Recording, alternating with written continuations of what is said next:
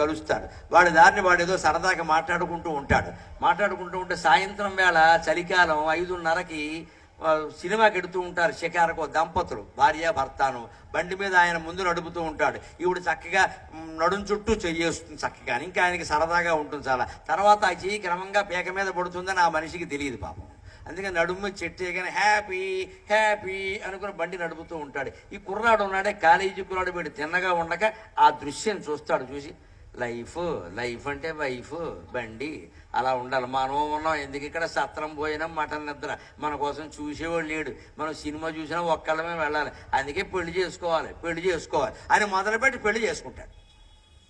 అందుకే పెళ్లికి ఆయన తర్వాత 2 ఏళ్ళు అయ్యేసరికి ఈ లైఫ్ అన్నీ ఎంత బాగుంటాయో అర్థమైపోతాయి ఖచ్చితంగా. పెళ్ళి అయిన మొదటి సంవత్సరం భార్య మాట భర్త వింటాడు. కొత్త మోజు కదా, మా ఆవిడని తిరుగుతూ ఉంటాడు. ఈ అమాయకురాల పాపం, మా ఆయనకి నేనంటే ఎంత ఇష్టమో,